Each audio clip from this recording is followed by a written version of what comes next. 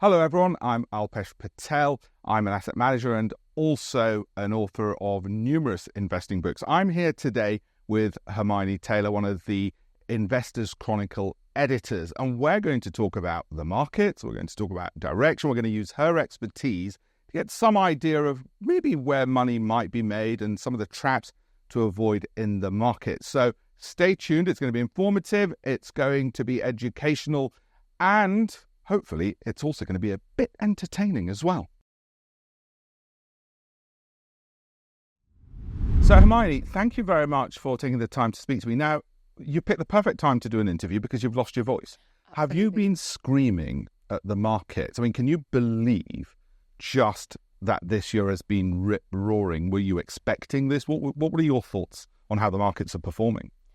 I think it's been a really, really exciting time to be talking about economics and writing about economics. We've got speculation about interest rate cuts. We've got a recession in the UK that we might be about to come out of. And we've got hopes that that the election might herald a new kind of era of economic growth for the UK and for the US. Yeah. Well, let's pick up on some of those things. What I love about your articles, and by the way, I've read your last 10. Thank you very much. Well, I'm going to say get used to sort of me interrogating you on the minutiae of those. Excellent. What I love about them is that you've got the macro picture, such as interest rates. And let's start off with the interest rate environment.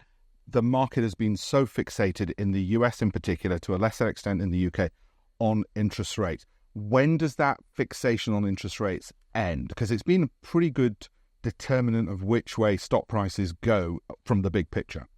I mean, when central bankers gave a hint that rate cuts might be coming at the end of last year, I think markets got carried away. So we saw a really broad-based rally. We saw markets pricing in multiple rate cuts coming really quite early in the year. So in January, investors were expecting rate cuts to start in March. That obviously didn't materialise. I think if we take the US, markets and the Fed are now more in line. So markets have reined in their expectations for interest rate cuts. But inflation is still too high. The Fed isn't confident that it's retreating. And we've got a very, very strong economic growth and a strong labour market. So I think there could be more scope for disappointment in the US because the case for rate cuts doesn't look overwhelmingly strong at the moment. But the Americans keep hinting that they're going to still cut rates. I don't quite get that. Why would they, given all the factors you've mentioned and in your article that you mentioned, why would they be even thinking about cutting them? Well, I think there are a couple of reasons. And you see these arguments echoed in the UK as well. So we've got central bankers saying that actually rates are so high today that even when we cut them, they'll still be restrictive. So if we cut rates down to, say, 4.5%, that could still be tight enough to help inflation return back to target. The other reason is that monetary policy works with what we call quite long time lags. So it takes a long time for the effects to fully feed through to the economy, which means that central bankers might actually want to start cutting so that they don't risk over-tightening and leaving it until it's too late. Now, I also really loved reading about your comments on the UK and what is basically a technical recession, because it's really, it's almost like a decimal error on whether or not it's a recession. Are we really in a recession? And what do you see the impact on stocks? It's often the start of a recession is when the stock market rallies. Do you see that happening on the UK side? I mean, this is a really important point. So economists define a recession as 2 consecutive quarters of negative growth, which we met in the UK, but by a tiny margin. So the economy contracted a tiny bit in the third quarter and the fourth quarter. We won't know for sure if we're out of that recession until we get first quarter GDP data, which takes a long time to come through.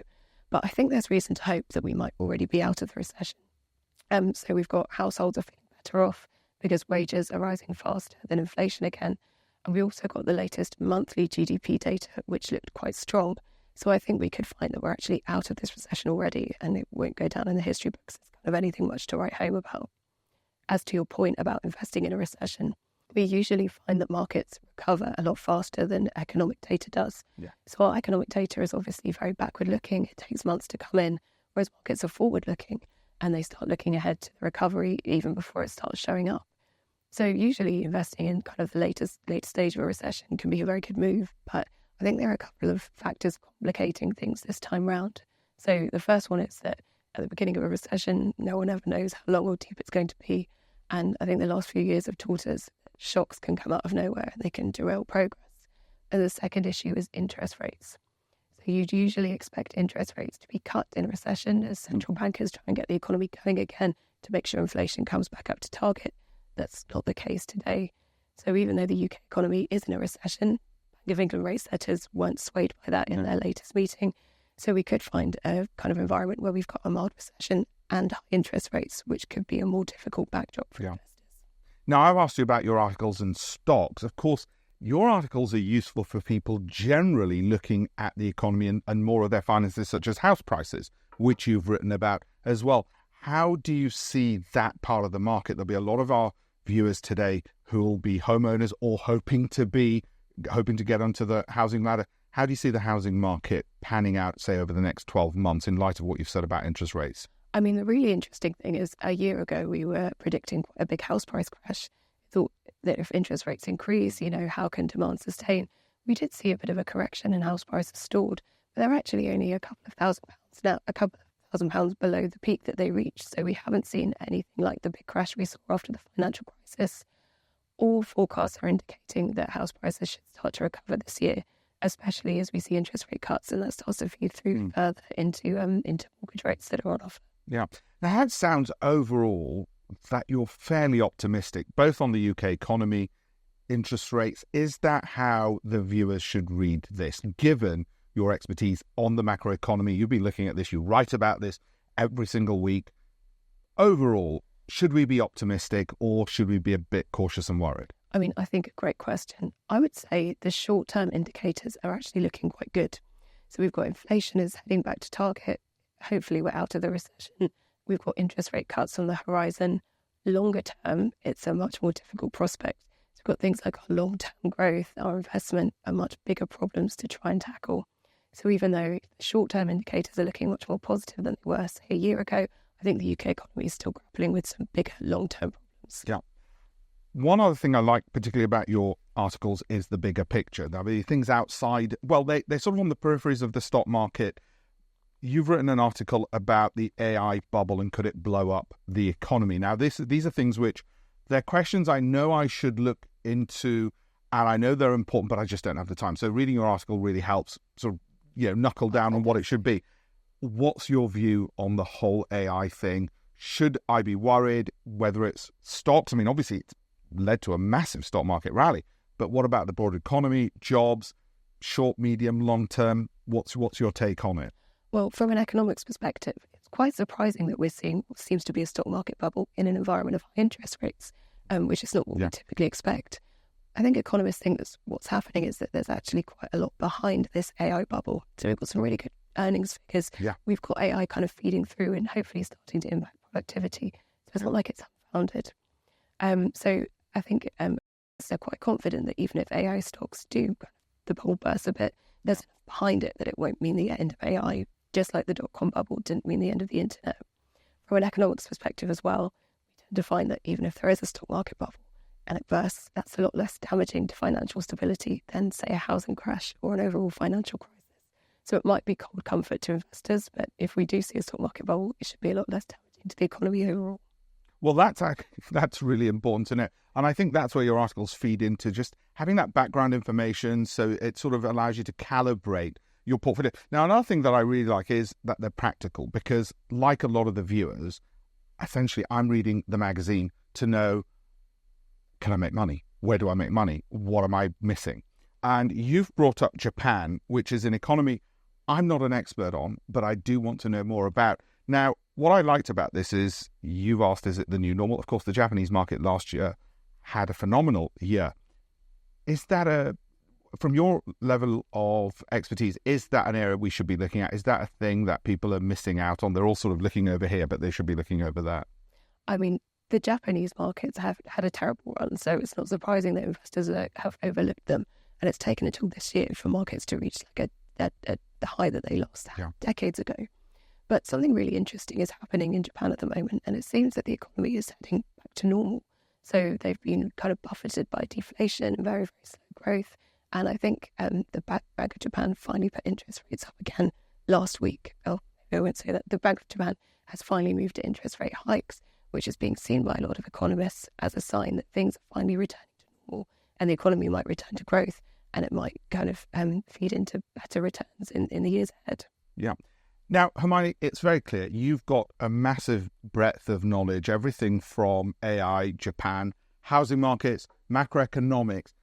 How do you keep on top of the global macroeconomic scene and all of those sectors? I know how we'll do it. We'll read the articles, but how do you keep on top of it all? Oh, that's a great question. I mean, I used to be an economics teacher, so I love economics. So this is a joy to me. What I do is I get analyst reports, I get reports from economics consultancies, I look at a lot of academic research as well. So what I try to do is kind of pull in all of these different sources from all of these different areas, microeconomics, behavioral economics, macroeconomics, to try and put something together that gives our readers a different take and something that should be really useful to them. That's really interesting, because I assume because you were an economics teacher, you're good at explaining complex things like the economy. When you're doing that for the reason, now you've got a broad readership, everything from the beginner to the very advanced person who's reading the magazine for wealth management. How do you bridge that gap so that you're relevant to both sides? I mean, I like to do a lot of sort of explainer content. So there are lots of terms in economics that are bandied about. Like we've got financial conditions and things like that, which you kind of take for granted. But I think it can be really interesting to take a deeper dive into them and talk about, well, what do they show us? How are they linked to interest rates? And I think that makes it accessible for readers who haven't come across them before, and even more experienced readers. Maybe gives them a new perspective and a chance to look deeper at that. Oh, I can tell you about experienced readers. There are a million things that they're just too embarrassed and afraid to ask. And they sort of whisper in you, what does that mean again? Yeah. So let's go back to, again, some of the big macro themes. If there's a change of government, or even if there isn't, there tends to be, after an election, some degree of stability. There tends to be what Keynes called, animal spirits can rise because people get a degree of confidence that, okay, we know where our consider, because before an election, there's uncertainty. So after an election, if there's certainty, does it look like a one-way bet that the markets should rally off the back of that? Or are there clouds on the horizon we should be worried about? I mean, that's a great question. And I think after the spring budget, markets were very flat. And I think that kind of signaled that markets are kind of keeping everything on hold until after the election. So when you look at kind of the historical data, we tend to find that markets don't always react as you'd expect to an election result. So sometimes an election result actually means very little for the economy, but the markets move a lot. And that tends to be if we have a populist candidate, lots of protectionism, or there's going to be a big change to the kind of fiscal credibility of the government. I think in the UK, the Labour Party wouldn't really tick any of those boxes, and neither would the Conservative Party. So all forecasts suggest that the market reaction might be quite muted. America, I think, would be a different story. Yeah. Well, let's touch upon protectionism, because that is one of those potential clouds. I mean, we've heard about, for instance, if you take the UK, there's protests from farmers, that there's cheap imports, so there is a temptation to be protectionist in the UK, and we haven't been relative to, say, America under a Trump presidency. Do you see protectionism as something that could derail things, or do you think it's overblown? I mean, and I want to lead into a broader question, which is, what are the major threats you think which people might be missing and aren't so obvious that they perhaps ought to be reading about and keeping an eye on your columns for, so that they're well informed? I mean, I think protectionism is a great one, and it feeds into something that I wrote about recently, which economists call geoeconomic fragmentation, which is basically the idea that countries don't want to trade with each other. You can say that with a sore throat. That is impressive. Did you say it again? Geoeconomic fragmentation. I'm so sorry to make you do that twice. It's all right. And that's basically the idea that particularly the US and China won't want to trade with each other anymore. I think the issue of protectionism is a bigger one for America at the moment. We've obviously got Trump talking about imposing tariffs, which on the one hand, America can get away with better than Europe because it's simply such a big country, it's such a big economy. It's taken a more isolationist path in the past, and it's kind of survived.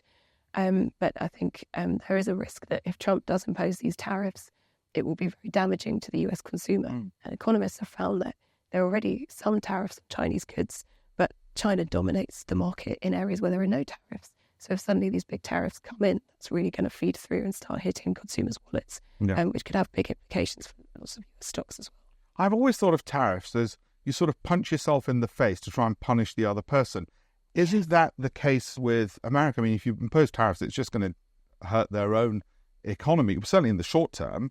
Yeah, there are some quite sobering figures about if the US and China completely ceases trade, the US could see, I think it's about 4 percentage points knocked off its GDP, be much worse for China. So it's something that economically, you'd really want to avoid.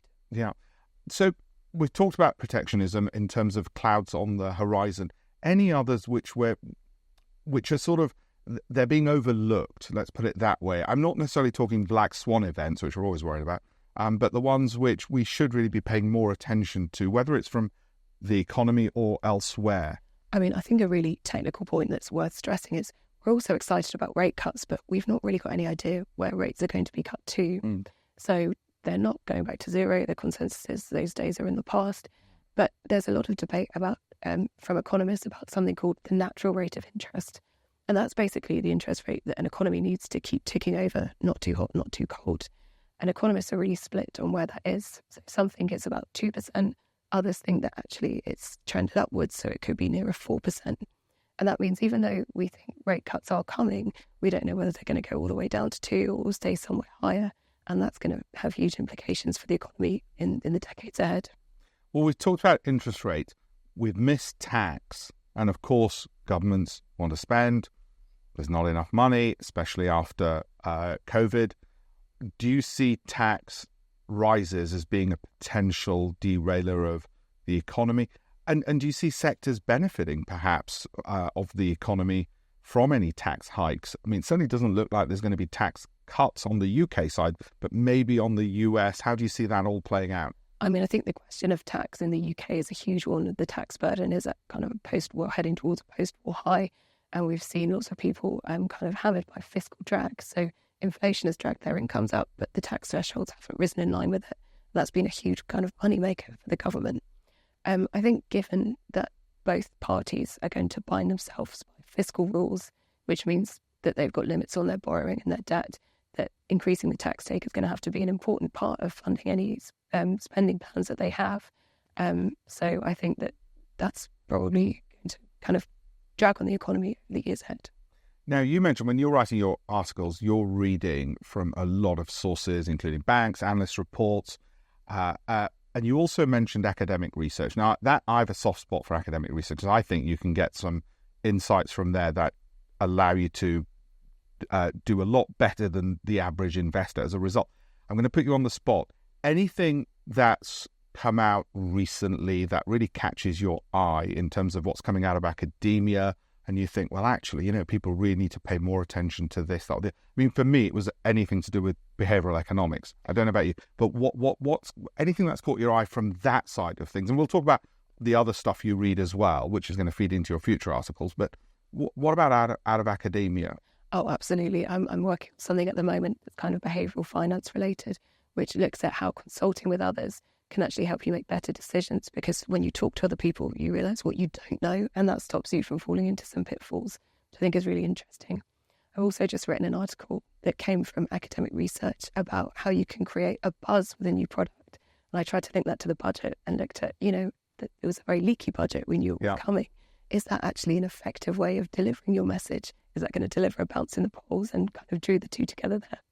Right. And what are your sort of, I mean, I know you're working on the article, and I'm sure you'll be writing others on that. I know viewers love the psychology part. It's just because we're all human and we just love to get an edge on that. Can you give us some sort of insights onto the kinds of, not just that article, but future ones you might want to touch upon, which would help our readers and viewers? I mean, I think that introducing some behavioural stuff to economics is great because it can be so dry, it can be so technical. It's really good to make it human again. I would say look out for some articles on how you can make ethical decisions, how you can avoid common pitfalls. And I've also written some stuff on why generations are investing so differently. So why Gen Zs are not copying their parents' portfolios.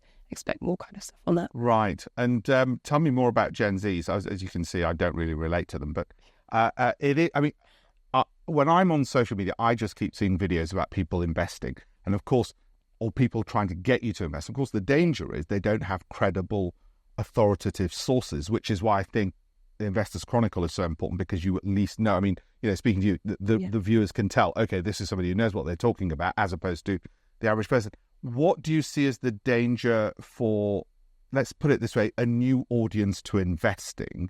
Yeah. What do you see as the dangers? This is so interesting because some research finds that Gen Zs often get into investing through either single stocks or crypto, which makes them very, very different to older investors who might have got in through kind of a more balanced portfolio. And there's a lot of evidence suggesting that Gen Zs think they're facing such a difficult economic backdrop that they have to take a risky decision. Yeah. We'd expect younger investors to be a bit riskier. They've got a longer time horizon, they don't have dependence. This is really something else. There is one thing that Gen Z investors are really good at, which is they get information from a lot of different sources. So there are some surveys looking at where investors of different ages get their information from. And younger investors are very good at talking to family and friends. They're very good at using online sources, which sometimes they're less trustworthy than others. Whereas older investors tend to do a lot more of their own research and rely on themselves. So I think the fact that younger investors cast their net wider when they're looking for resources is really good. And I think the Investors Chronicle could definitely provide really valuable stuff. Well, that's another thing, because what's clear is you've got youth on your side, if I may say so. So you were able to relate to the new audience, but at the same time, you've got the expertise that's needed, as opposed to, as I say, it's a dangerous place, social media, with people no idea what they're talking about, but they might be able to create a good video. Let's talk about meme stocks for a moment. These are the things which, I associate with Gen Z. Yeah. How on earth do we avoid the dangers of people getting into investing and they're just seeing name recognition and they just, follow the herd, follow the crowd, as opposed to, taking a little bit of time, not much, to read some good articles, get some proper knowledge?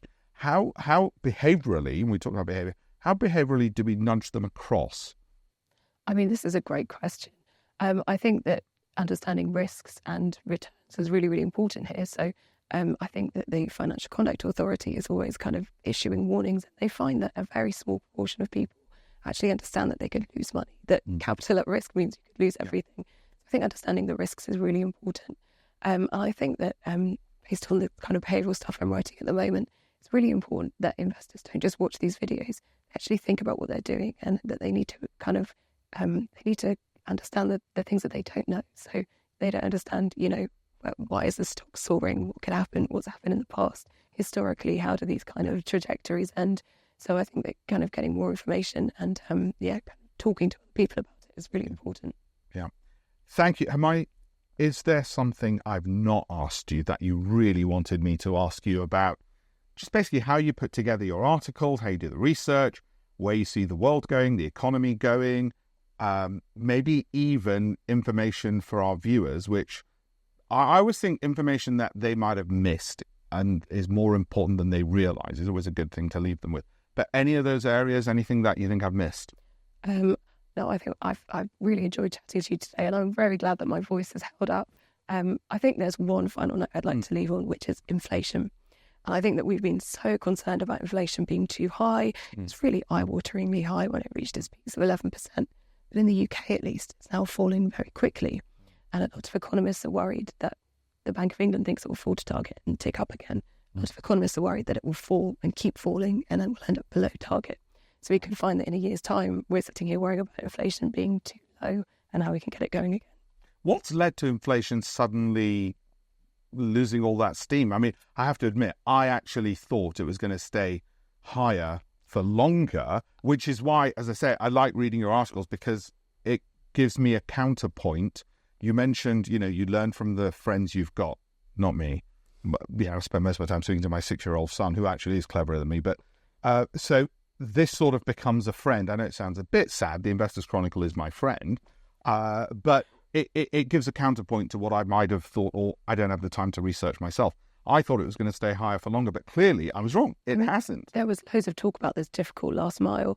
I think the US is having a more difficult last mile. I think that's partly because they were more insulated from the energy shocks that we had in the UK and in Europe. And in the UK, what analysts think is going to happen is that when the impact of last year's energy price cap hike rolls off calculations in April, we'll actually see a massive drop in inflation that should take us back to the target. So that means that inflation in the UK has actually retreated much faster than it has in the US, and means that we could find it actually falling below target quite soon. Fantastic. Well, Hermione, thank you very much. And thank you very much. To the viewers and the readers out there who are going to be now subscribing to Investors Chronicle, they're going to know to keep an eye out for your articles in particular. And also, I think they'll be able to connect the macroeconomy to the stock market and beyond, of course, because you cover things like housing, AI, and all of those things. But I found most fascinating that you were an economics teacher, and I think this is probably one of the best ways to learn economics. Certainly, the way I learned it wasn't the best way. It was very difficult lectures. But I think this is a good way of just getting that education each week. And I'm sure you'd agree. Of course. Thank you, Hermione. Thank you very much. Brilliant. Thank you. And remember, you can have a 12-week trial to the print and digital versions of the Investors Chronicle for only £12. And don't forget to sign up to your free, yeah, I did say free, Investors Chronicle daily newsletter to get your stock market news, analysis, highlights, all into your inbox every single morning. I'm going to say it again, free.